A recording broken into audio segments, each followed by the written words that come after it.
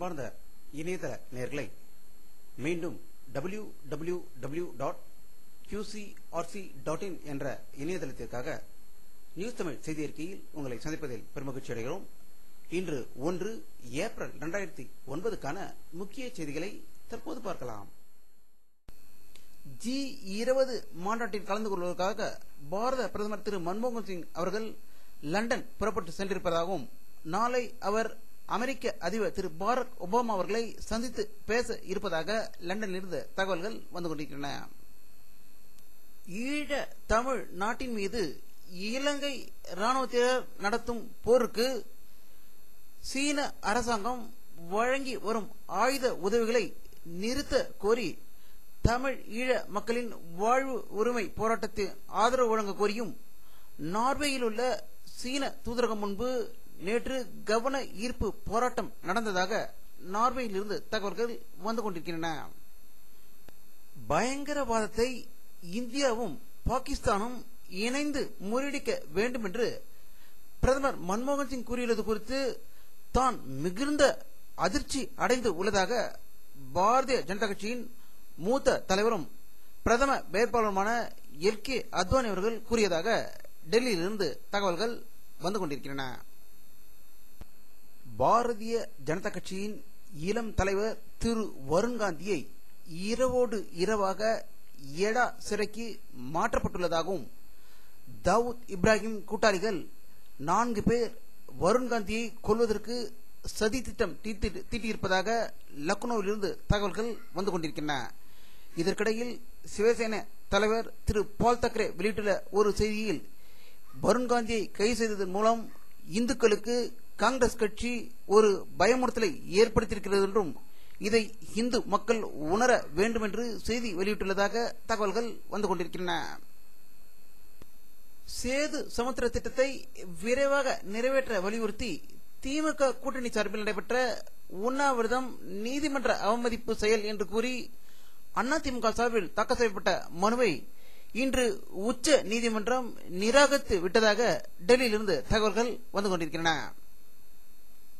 கோஷ்டி பூசல், லாடம் கட்டாத காளைகளைப் போல கோஷ்டியாக தத்தளித்துக் கொண்டிருக்கும் ஒரே கட்சி என்றால் அது காங்கிரஸ் கட்சிதான் என்று கூறுவதில் மிகையாவாது. கன்னியாகுமரி தொகுதியை காங்கிரசுக்கு ஒதுக்கவில்லை என்றால் கடுமையான விளைவுகளை சந்திக்க நேரிடும் என்று தமிழக காங்கிரஸ் கட்சி தலைவர் திரு கே வி தங்கபாலுக்கு பத்திரிகையாளர் முன்னிலையிலேயே அந்த மாவட்ட காங்கிரஸ் தலைவர் திரு ஜெயபால் கடுமையாக எச்சரிக்கை விடுத்ததாகவும், இதனால் அங்கு பெரும் பரபரப்பு ஏற்பட்டதாகவும், சத்தியமூர்த்தி பவனில் கருப்பு கொடி ஏற்றப்பட்டதாகவும், காங்கிரஸ் கொடி அரைக்கம்பத்தில் விடப்பட்டதால் சத்தியமூர்த்தி பவனே இன்று பரபரப்பாக காணப்பட்டதாகவும், அவர்கள் அனைவரையும் தங்கபாலுவால் கட்டுப்படுத்த முடியாமல் திணறிக் கொண்டிருந்ததாகவும் தகவல் வந்து கொண்டிருக்கின்றன.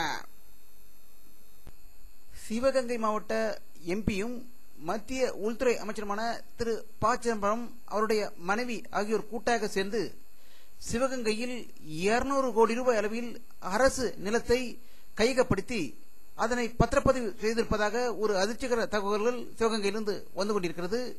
இந்த திருட்டுத்தனத்திற்கு அவருடைய மனைவி உடந்தையாக இருந்ததாக கூறி அவர்களை இந்த 200 கோடி ரூபாய் நிலத்தை அரசாங்கம் திருப்ப பெற வேண்டும் என்று கூறி இன்று சிவகங்கையில் மனித உரிமை பாதுகாப்பு இயக்கம் உண்ணாவிரதம் மேற்கொண்டுள்ளதாக சிவகங்கையிலிருந்து தகவல்கள் வந்து கொண்டிருக்கின்றன. ஆந்திர மாநிலத்தில் நடைபெறும் தேர்தலிலேயே பணக்கார வேட்பாளராக 77 கோடி ரூபாய் சொத்துக்கள் இருப்பதாக தேர்தல் ஆணையத்திடம் ஆந்திர முதல்வர் திரு ராஜசேகர ரெட்டியின் மகன் ஜெகன் மோகன் ரெட்டி சமர்ப்பித்து இருப்பதாக ஒரு அதிர்ச்சி தகவல் வந்து கொண்டிருக்கிறது. இதை பற்றி நம்முடைய அரசியல் வல்லுநர் கருத்து கேட்டபோது, காங்கிரஸ் கட்சியின் பொதுச் செயலாளர் திரு ராகுல் காந்தி பாண்டிச்சேரிக்கு வந்தபோது அங்கு நிருபர்களிடம் கூறுகையில், இளைஞர்கள் அரசு வேலையை எதிர்பார்க்க கூடாது என்றும் சுயமாக சம்பாதிக்க வேண்டும் என்று கூறியதாக தகவல்கள் வெளியாகிறது.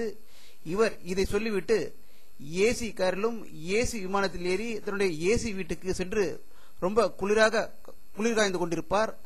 60 ஆண்டு கால காங்கிரஸ் ஆட்சியில் மக்கள் இன்றும் ஏழையாக ஒழித்துக் கொண்டிருக்க வேண்டிய கொடுமுறை இப்போது நிகழ்ந்து கொண்டிருப்பதும், இதில் ராஜசேகர ரெட்டி போன்றவர்கள் கொள்ளையடித்திருப்பது இப்போது வெளிச்சத்துக்கு வந்து வெளிச்சத்துக்கு வந்திருப்பது ஒரு அதிர்ச்சி தகவல் இல்லை என்றும், ஏனென்றால் சத்தியம் முறைகேட்டில் இவருடைய குடும்பத்தினர் முழு பங்கு வகித்திருக்கிறார்கள் என்று முன்பே செய்தி வந்தது அதிர்ச்சி தரக்கூடிய விஷயம்தான் என்று நம்முடைய அரசியல் வல்லுநர்கள் கருத்து தெரிவித்திருக்கிறார்கள்.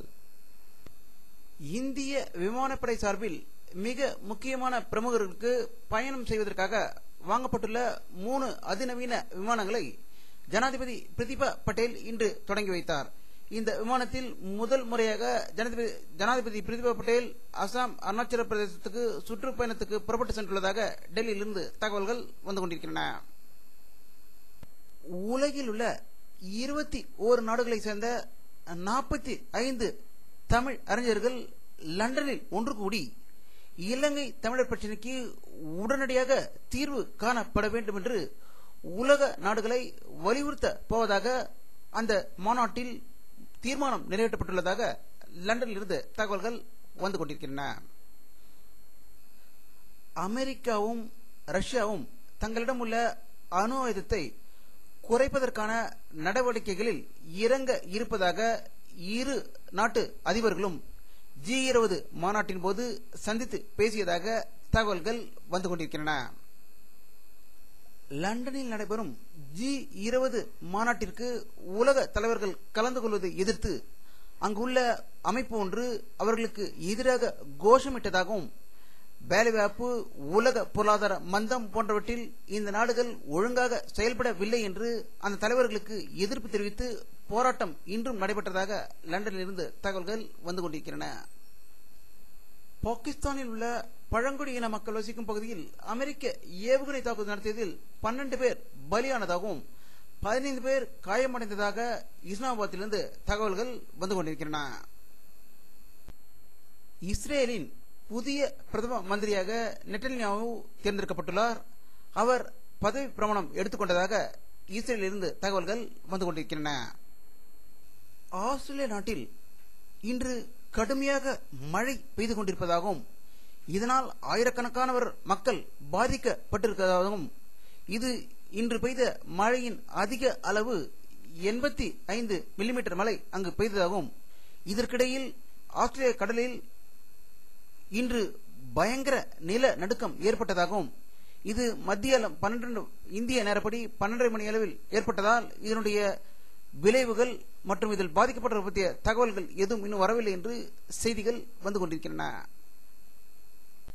ஒரிசாவில் இன்று ஏற்பட்ட பயங்கர சூறாவளி காற்றில் பல வீடுகள் இடிந்து விழுந்ததாகவும், அதில் 12 பேர் உயிர் இழந்ததாகவும் 150க்கும் மேற்பட்டோர் படுகாயம் அடைந்துள்ளதாக புவனேஸ்வரிலிருந்து தகவல்கள் வந்து கொண்டிருக்கின்றன. வானிலை அறிக்கை 1 ஏப்ரல் 2009 பிற்பகல் 2:30 மணியில் எடுக்கப்பட்ட சேட்டலைட் புகைப்படத்தை தற்போது பார்த்துக் கொண்டிருக்கிறீர்கள். தமிழகத்தில் மேகமூட்டம் எதுவும் தெரியவில்லை. இந்திய பெருங்கடலில் லேசான மேகமூட்டம் இருப்பதை இந்த படத்தில் காணலாம். தமிழகத்தில் வெயில் தாக்கம் அதிகமாக இருந்ததாகவே தகவல்கள் வந்து கொண்டிருக்கின்றன. இத்துடன் இந்த செய்தி அறிக்கை நிறைவடைகிறது. மீண்டும் நியூஸ் தமிழ் செய்தி அறிக்கையில் உங்களை சந்திக்கும் வரை உங்களிடமிருந்து விடைபெறுவது உங்கள் கே பாலாஜி. நன்றி.